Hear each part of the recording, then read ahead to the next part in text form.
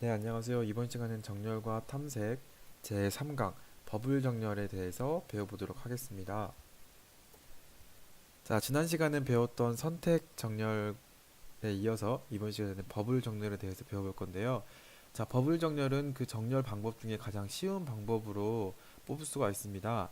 자, 방법은 우선 첫 번째 자료로부터 시작해서 인접한 두 개 서로 붙어 있는 인접한 두 개의 자료를 비교하여 자리를 교환하는 방법입니다.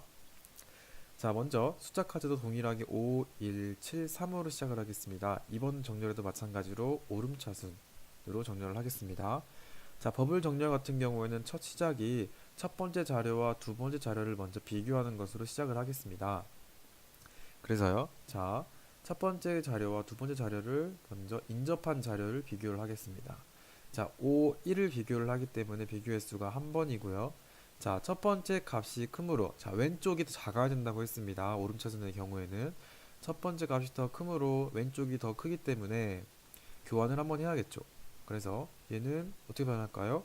1, 5, 7, 3으로 변하게 됩니다. 자, 이제 두 번째 단계입니다. 두 번째 단계는 이 거품이 한 칸 옆으로 이동한다 해서 버블 정렬이라고 이름이 붙었는데요. 마찬가지로 인접한 두 개의 숫자를 비교하겠습니다. 자, 그럼 비교 횟수가 한 번이고요. 자, 왼쪽에도 작기 때문에 교환을 할까요, 안 할까요? 그렇죠, 안 하죠. 그래서 교환은 0번입니다. 자, 이제 세 번째입니다. 마찬가지로 거품이 한 칸 이동해서요. 마지막 7과 3을 인접한 두 개의 자료를 비교를 한번 해보겠습니다. 비교했더니 왼쪽이 더 크기 때문에 자리를 교체해야겠죠. 네, 교환 횟수 한 번입니다. 자, 1단계가 마무리된 단계에서는 1, 5 이쪽 교환했으니까 3, 7이 되고요. 조금 전에 했던 선택 정렬과 다른 점은 이 버블 정렬 같은 경우에는 맨 뒷자리에서부터 정렬이 시작됩니다. 그래서 1단계가 끝나면은 맨 앞자리가 아니라 맨 뒷자리가 정렬이 완료된 것을 알 수 있습니다. 자, 1단계 총합 비교 횟수는요, 3번입니다. 그리고 교환 횟수는 2번. 자, 우리가 지난 시간에 선택 정렬을 배웠을 때 교환을 바로바로 하는 것이 아니라 최소값을 선택해 두었다가 마지막에 한 번만 교환을 했죠. 그래서 선택 정렬의 특징이 뭐였는지 기억나나요? 그렇죠. 교환 횟수가 상대적으로 적다라는 특징이 있었습니다. 자, 이어서 다시 버블 정렬 2단계로 가겠습니다. 이제는 1단계에서 완료된 그 상태를 2단계 시작으로 놓고 할 건데요. 맨 마지막 자리, 즉 7번 자리는 정렬이 완료됐기 때문에 이거는 고려하지 않고요.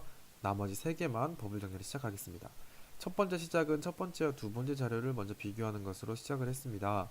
자, 비교 횟수 한 번이고요. 왼쪽이 더 작기 때문에 교환 횟수는 0번이겠죠. 왼쪽이 작을 때 교환을 하지 않습니다. 왼쪽이 커야 교환을 하는 거죠. 자, 이어서 두 번째입니다. 교환을 하지 않았기 때문에 같은 상태로 이어지고요. 거품이 한 칸 이동해서 5와 3의 거품이 이렇게 생기게 됩니다. 자, 이 버블 정렬은 이 모양을 거품 같다고 해서 마치 버블 정렬이라고 이름이 지어져 있습니다. 자, 5와 3을 비교하겠습니다. 비교해서 한 번이고요. 왼쪽이 더 크죠. 그렇기 때문에 자리를 교체해야 합니다. 그렇기 때문에 교환해서 한 번을 추가하겠습니다. 자, 그 결과 1, 3, 5, 7이 되고요. 2단계가 끝난 경우에는 뒤에서부터 시작해서 두 번째 칸까지 정렬이 완료된 것을 알 수 있습니다. 자, 2단계의 총 횟수는 비교 횟수 2번이고요. 교환 횟수는 1번입니다. 자, 그 다음 3단계는 2단계의 그렇죠. 완성본으로 시작을 합니다. 자, 5와 7은 이미 정렬이 끝났기 때문에 가장 첫 번째와 두 번째 칸에 있는 원소만 비교하면 되겠습니다. 비교 횟수는 한 번이고요. 교환은 하지 않았습니다. 그렇기 때문에 그대로 1, 3, 5, 7이 되고요. 그리고 3단계가 완료됐을 경우에는 자, 끝에서부터 세 번째 칸까지 정렬이 완료되어 있고요. 더 이상 하나밖에 없기 때문에 인접한 두 개의 숫자를 비교할 수 없다고 판단되었을 때 정렬이 마지막으로 끝납니다. 그래서 완료는 1, 3, 5, 7로 끝나고요. 3단계의 완성은 3단계에서 총 비교 횟수는요, 한 번이고요. 그리고 교환 횟수는 0번이 들어가 있습니다. 자, 그러면 최종 교환 횟수를 적어 보겠습니다. 각 단계에 합을 하게 되면 총 6번이죠. 그리고 교환 횟수는 3번입니다. 자, 여기서 질문이 할 수가 있어요. 조금 전에 선택 정렬과 버블 정렬 모두 다 지금 비교 횟수랑 교환 횟수가 다 비슷하게 보이는데 이거 같은 경우에는 이 숫자 카드가 지금 4개로 한정되어 있기 때문에 차이가 별로 나지 않습니다.